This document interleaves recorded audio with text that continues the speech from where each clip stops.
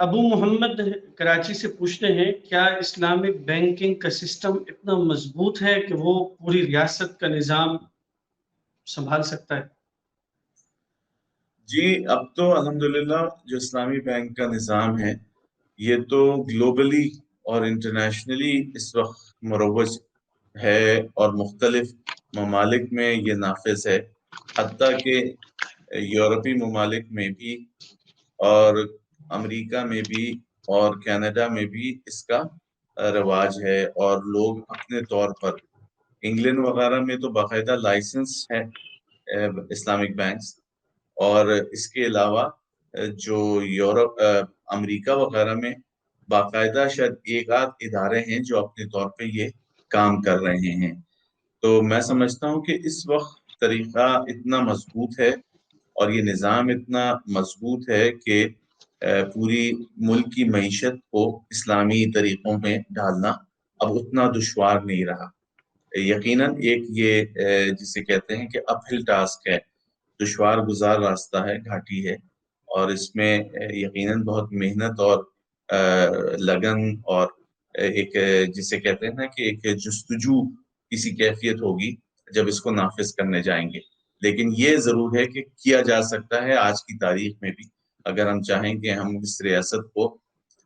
اس کی معیشت کو اسلامی اصولوں کے مطابق ڈھال دیں تو ڈھالا جا سکتا ہے۔ اس میں سب سے بڑا جو چیلنج آئے گا وہ آئے گا ہمارے بین الاقوامی معاہدات پر، کہ ان کو ہم کس طرح ہینڈل کرتے ہیں۔ تو یہ بہت خوشائن بات ہے کہ اس وقت تو جو عالمی مالیاتی ادارے ہیں اس میں بھی اسلامک بینکنگ کے باقاعدہ طریقہ کار اور گنجائش موجود ہے، لہٰذا وہاں پر بھی نظام مرتب کیا جا سکتا ہے۔ حضرت یہ آج کی اس سیشن کا ہمارا انشاءاللہ آخری سوال ہے۔ ایک صاحب پوچھتے ہیں کہ کیا مختلف بینکوں کی اسلامی برانچوں سے گاڑی لینا درست ہے؟ کیونکہ وہ اسلامک بینکنگ میں بھی سالانہ منافع سے جو رقم بچتی ہے بینک اس پر منافع لیتا ہے، اور انٹرسٹ ریٹ صرف 1 سال کے لیے مختص ہوتا ہے، یعنی اس سال اگر بینک 9% لیتا ہے تو اگلے سال 11% بھی ہو سکتا ہے، بڑھ بھی سکتا ہے، جو اسٹیٹ بینک مقرر کرے۔ لیکن بینکوں کے اسلامک سسٹم میں اسٹیٹ بینک کی طرف سے جو شرعی ایڈوائزر ہیں وہ اس کو وہ نہیں کرتے، یعنی مقرر نہیں کرتے، تو اس حوالے سے جی، اس کی مثال میں ایک سمجھاتا ہوں کہ 2 چیزیں ہیں اس سوال کے اندر۔ ایک تو جز یہ ہے کہ کیا اسلامک بینکاری کے ذریعے جو گاڑی لی جاتی ہے اور اس گاڑی کے اوپر جو ہم اجرت دیتے ہیں یہ شرعاً جائز ہے، یعنی پھر اس اجرت کو وہ اسٹیٹ بینک کے ایک بینچ مارک کے ساتھ نتھی کرتے ہیں جس کا نام ہے کائبور۔ تو اس کی مثال ایسے سمجھیں کہ میرے پاس مثال کے طور پر 2 کروڑ روپے ہیں اور میں چاہوں کہ میں اس سے ایک فکسڈ انکم، ایک ریٹرن فکس اس سے کماؤں، تو میرے پاس آپشن یہ ہے کہ میں کسی مروجہ کنونشنل بینک میں چلا جاؤں، پیسے جمع کرا دوں اور اللہ نہ کرے کہ میں اس پہ سود وصول کروں۔ دوسری صورت یہ ہوتی ہے کہ میں اس سے کوئی ایسا کام کروں کہ جس سے مجھے فکسڈ انکم تو آئے لیکن وہ شرعی تقاضوں پر کسی طرح کا کمپرومائز نہ ہو۔ اب میں دیکھتا ہوں کہ میں یہ کرتا ہوں کہ 2 کروڑ روپے کی ایک جائیداد خریدتا ہوں اور اس کو میں کرائے پہ لگا دیتا ہوں، اور میں کرائے کا تعیین اس طرح کرتا ہوں کہ مثال کے طور پر اگر ایک شخص یہ 2 کروڑ روپے بینک میں رکھے اور اس کو سالانہ 10% ملے، 10% کا مطلب یہ ہوا کہ اس کو اس 2 کروڑ پہ 10% روپے مل رہے ہیں، تو میں اپنی کرائے کی تحدید یا کرائے کا تعین اس طرح کروں کہ مجھے کرایہ اس مالیت کی 10% کے بقدر مل جائے۔ تو کہنے کو تو میں نے اشارہ یا بینچ مارک یا ایک جو معیار مقرر کیا وہ ایک ایسا معیار مقرر کیا جو لوگ سودی نظام میں استعمال کرتے ہیں،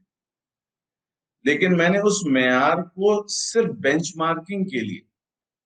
تاکہ بہت سے لوگ ایسے ہوتے ہیں کہ جن کے نظر میں شریعت کی شاید وہ وقعت نہیں ہو، لیکن آپ ان کو جب آمادہ کرنے جاتے ہیں تو آپ ان کو کہتے ہیں کہ بھائی جو نفع تم کو وہاں ملے گا، اگر تم کو ایک حلال نفع میں اتنا ہی دے دوں تو تمہیں کیا پریشانی ہے، تمہیں اس میں کیا سوال پیدا ہوتا ہے؟ تو وہ کہیں گے کہ ہمیں اس میں کوئی فرق نہیں پڑتا، چاہے آپ جس طرح بھی کر کے دے دیں۔ تو ایسے لوگوں کو جب ہم ایڈریس کرتے ہیں اور ہم ان کو کہتے ہیں کہ ہم آپ کو بالکل میچ کر کے وہ حصہ دیں گے، تو وہ حصہ جب میچ کر کے ہم آپ کو دے رہے ہوتے ہیں تو اس میں وہ بینچ مارکنگ جسے میں کہہ رہا ہوں کہ ایک مروجہ بینک یا ایک کنونشنل بینک یا ایک سودی بینک کے بینچ مارک کے ساتھ میں میچ کرتا ہوں اور میں کہتا ہوں کہ آپ کو بھی 10% مل جائے گا کرایہ اس کا، لیکن کرایہ اجرت کی جو تعریف ہے کہ میں نے اس کو اس گھر کی منفعت بیچ دی کہ آپ یہاں پر رہائش اختیار کریں اور 1 سال آپ رہائش کریں اور اس رہائش اس منافع کے استعمال کی عوض میں آپ مجھے ایک کرایہ دیں گے، اور وہ کرایہ کتنا ہوگا وہ میں ایک اندازے سے کہتا ہوں کہ 10% ہوگا، 8% ہوگا، 12% ہوگا، اس طرح ہم طے کرتے ہیں۔ تو اسی طرح جو لوگ گاڑی لیتے ہیں بینکوں سے، تو اس میں جو ایک عام مروج طریقہ کار اسلامی بینکوں میں رائج ہے وہ ہے اجارہ کا۔ اجارہ کے تحت گاڑی لیتے ہیں تو گاڑی بینک کی ہوتی ہے، کل کلا کو خدا نہ خواستہ گاڑی اگر تباہ ہو جائے تو وہ بینک کا نقصان ہوگا، صارف کا نقصان نہیں ہوگا، اور جو مہینے کے اس نے رینٹلز دیے ہوں گے، جو کرایہ دیا ہوگا، تو وہ اس کو اس گاڑی کے استعمال کرنے کے عوض میں جو پیسے دینے تھے اس کے مد میں اس کو شمار کیا جائے۔ جزاک اللہ خیر۔